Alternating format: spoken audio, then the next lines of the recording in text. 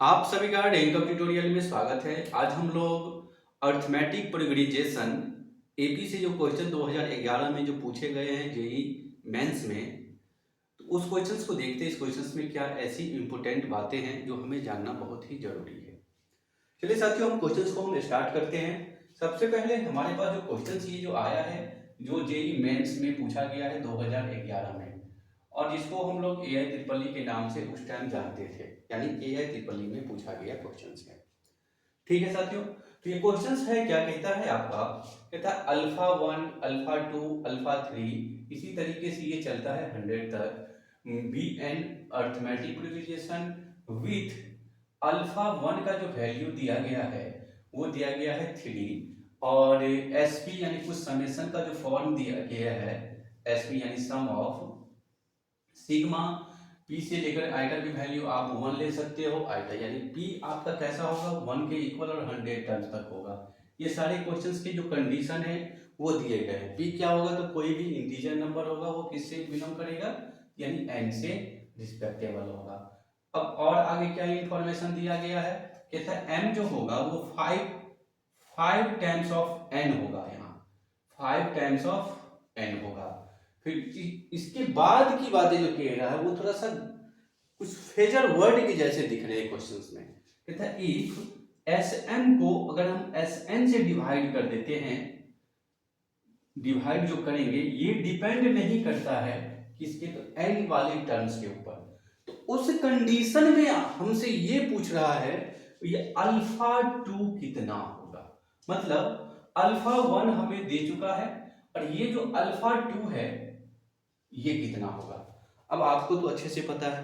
अब अगर ये एपी का टर्म है, तो एपी का टर्म अगर हमें फर्स्ट टर्म हमारे पास अगर पता हो, अगर A1 हमें मिल जाए तो हम A2 आसानी से निकाल लेते हैं। तो कैसे, तो A1 प्लस बी, तो यानी हमारे पास A1 गिवन है और हमसे कह रहा है जो अल्फा 2 यानी A2 की वैल्यू यानी सेकेंड टर्म की वैल्यू आप मुझे बता दीजिए। तो अगर मैं कॉमन डिफरेंस निकाल लूं, कॉमन डिफरेंस अगर मैं निकाल लूं तो मैं इसका सेकेंड टर्म भी निकाल सकता हूं। तो चलिए मैं उसी सेकेंड टर्म्स यानी कॉमन डिफरेंस को फाइंड करने की जो प्रोसेस है, जो मुझे इस क्वेश्चन को उस प्रोसेस से स्टार्ट करना चाहिए, हम उसी क्वेश्चन प्रोसेस से हम स्टार्ट करते हैं। ध्यान से समझिएगा, जहां भी दिक्कत हो आप मुझे कमेंट करके बताइएगा। सबसे पहले हम ये जानते हैं सम ऑफ एन टर्म्स, इसको आप क्या बोलते हो। तो सबसे पहले आप कहते हो S N N divided by 2 into 2a plus N minus 1 into D. तो यहां पर आप कहते हो जो a मेरा कोई होगा फर्स्ट टर्म होगा, और d कोई मेरा कॉमन डिफरेंस होगा, और n क्या है, तो n आपका है कोई नंबर ऑफ टर्म्स है। तो इतनी बातें हमें पहले से पता होना चाहिए। इसके बाद हम अगर आपको ये बोले जो हमारे पास जो सीरीज गिवन है वो क्या गिवन है, इसके ऊपर बात करें हम। एस पी सिग्मा आइटा कहां से, तो 1 से कितने टर्न चलेगा, तो पी टर्न चलेगा, और ये क्या है, तो अल्फा।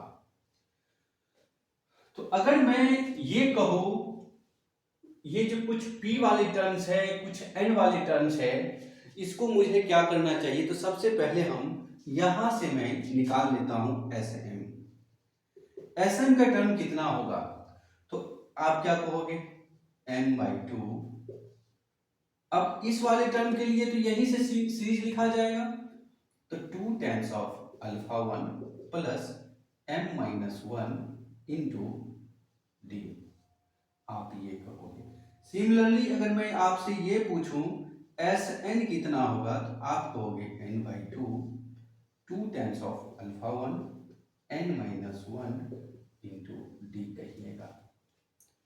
ठीक है साथियों, यहां तक किसी भी बच्चों को दिक्कत हो तो आप मुझे कमेंट करके जरूर बताइएगा। ठीक है साथियों, आगे आप बढ़िएगा तो आप अपने क्वेश्चंस के ऊपर चलिए। क्वेश्चंस आपका क्या कहता है? क्वेश्चंस कहता है therefore S M divided by S N, तो m by two times of alpha one m minus one into D, फिर इसके डिवीजन में n by two times of alpha one m minus one into D. अब आप मुझे ये बताओ, ये जो कांस्टेंट टर्म्स है टू तो कैंसिल हो जाएगा। अब आप क्या कहोगे, अल्फा वन हमारे पास क्वेश्चंस में गिवन है, मतलब अगर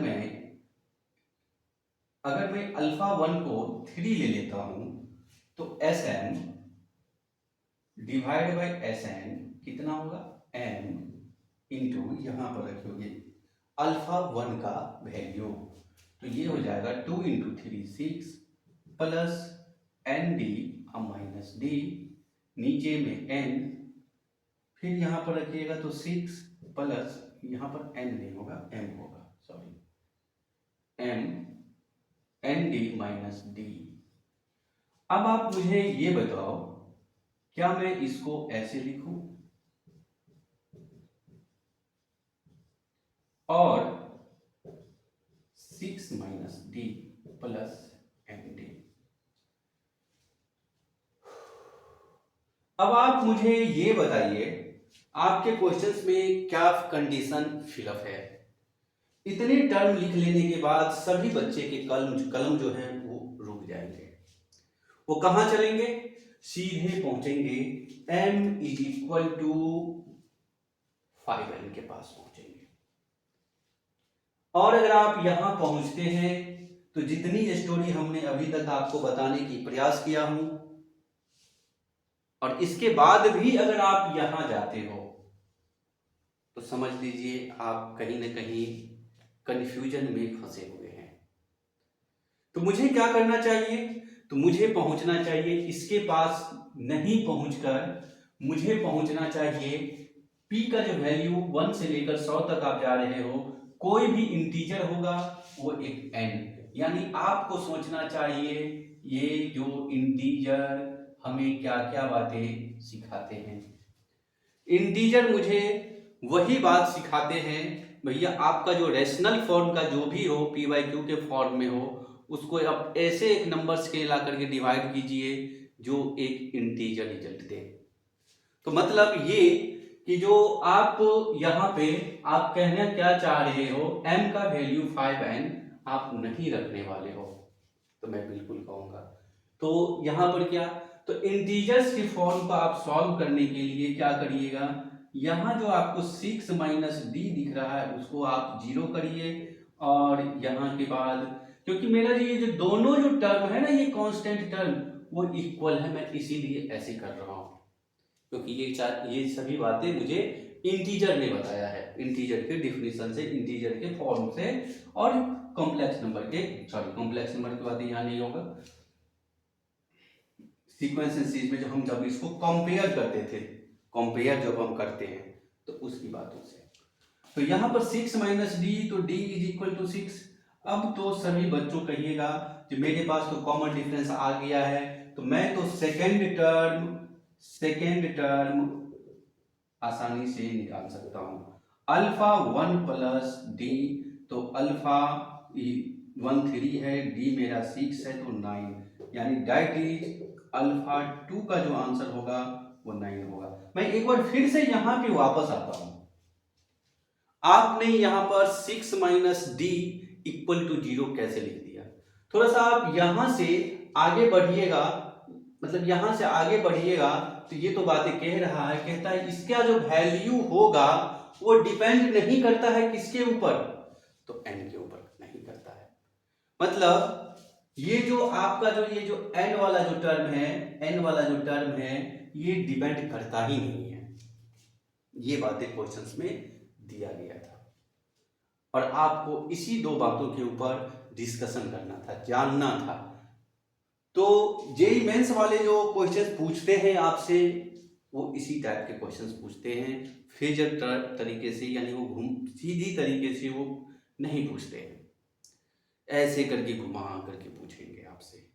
आप अगर इसमें उलझ गए हो तो सीक्वेंस एंड सीरीज का क्वेश्चन आपसे सॉल्व नहीं होगा। आपने देखे होइएगा, मैंने बहुत सारे क्वेश्चन सीक्वेंस एंड सीरीज का जो PYQ को हमने सॉल्व करके ऑलरेडी हम अपने चैनल की जो प्लेलिस्ट में आप देखिएगा तो मिलेगा।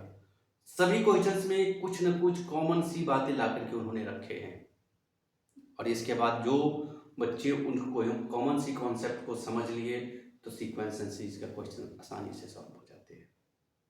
तो मुझे उम्मीद है कि जो आप लोग इस बातों को समझ पाए होइएगा, अगर नहीं तो मुझे कमेंट करके बताइए ताकि मैं इस क्वेश्चंस को और भी अच्छे तरीके से डिटेल कर पाऊँ। ठीक है साथियों, अब हमारी मुलाकात आपसे एक अगले नए वीडियो के साथ होगा। तब तक के लिए आप मुझे दीजिए इजाजत। जय हिंद।